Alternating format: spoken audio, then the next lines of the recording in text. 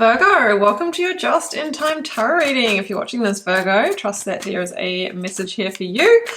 If you are a regular, welcome back, Virgo. If you are new here, welcome. My name is Bronya and I'm an intuitive tarot reader and looking forward to sharing this message. Now, sometimes the whole reading can feel like your personal reading, and while that's super cool, it's not always the way it works with a general collective reading. Sometimes it can just be pieces, but don't underestimate those, Virgo. They can be just what you need.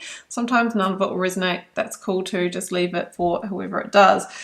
Communication is the key, Virgo. The new moon in Gemini, you might be dealing with a Gemini, sun, moon, rising, or Venus. You might have a significant Gemini placement. But the Gemini energy is the conversation, the communication, the reaching out.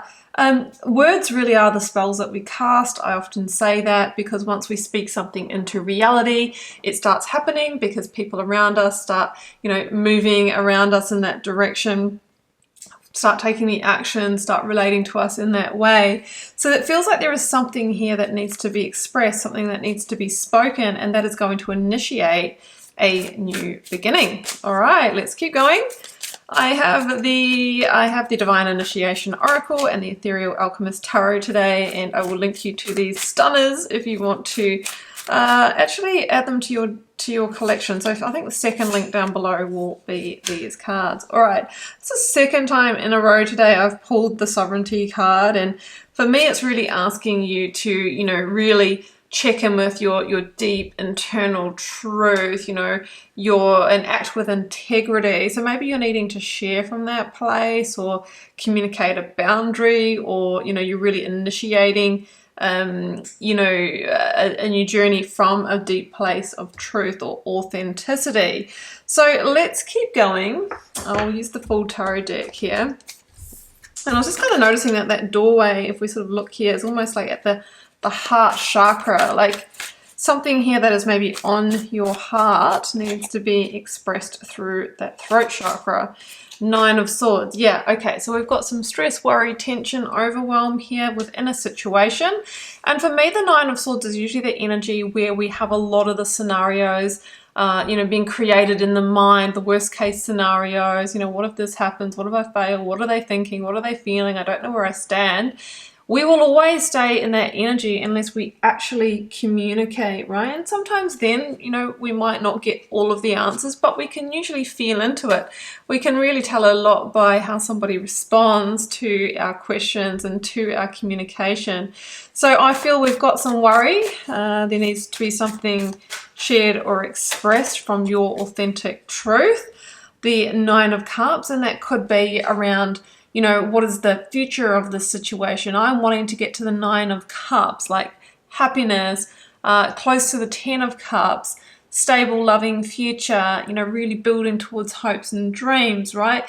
There might be worries about how am I ever going to get there? Or is this the situation, the relationship, the job, the location to get me there, right? Well, I feel that the conversation needs to be had either with this person, this employer, whatever it is for you, around, are you on the same page? Are there those opportunities there for you? Because it just feels like you are a little bit in the dark and questioning where you stand. Yeah, Seven of Wands. The Seven of Wands feels a bit abrasive at times. It can feel like really hard work. It can feel like we're going against the grain in some ways. I usually draw attention to alignment when I see this card, and if something is feeling really, really hard and a real energetic struggle long term, then we're probably in the wrong situation. If it's just a patch of that, then know that that is natural, natural and normal. All situations ebb and flow and have, times where it feels like we're pushing and it's challenging, and then we have times where we're kind of receiving and growing and flowing. So I ask you though, with the energy that I see here, has this been really hard for a period of time? Okay, so maybe 7 to 9 months kind of thing here.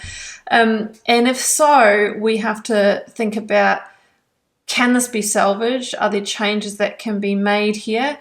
Is this really in alignment with your sovereign truth, or is it time to move on from this, right? Communication is the key. So I think this needs to be shared and expressed and unpacked. Yeah, Knight of Swords, Gemini energy again for me in the minor arcana. It is a clear, direct, laser strike communication that brings you a quantum leap forward, right? So it's about not beating around the bush, no fluff, you know, it's really about fact, fact, fact, and this is how I feel about it, you know, and that's how you can get your answers. And that's how you can make the justice call. Do I stay invested in this or do I not? Justice for me is the decision point, is the gateway to the other side. Like I see someone here who's passing through, you know, into the light, right? Justice can also mean there's a legal component, like an employment contract, a marriage agreement, a rental or mortgage agreement, something like that. The stakes are somewhat high in this situation, making that decision more clear. But justice is saying, yeah, weigh up those facts, weigh up the knowns, but then also weigh it up in the heart, weigh it up in terms of your sovereign truth, and that will give you, you know, your decision point. So I think we've got a really big decision here. We've got a communication that needs to happen, and the moon, because at the time of this reading, there is a lot of unknowns, right? The moon talks about things are in the shadows, things have been unsaid. We've got genuine fears, worries, building anxieties, building up. Intuitively, you can feel a lot of things in this situation, but we need to bring clarity to, you know, clarity to them. And the Seven of Pentacles, I'm going to make that the last one because this is the energy of re-evaluation of what you're invested into here in terms of what you're actually getting back, right?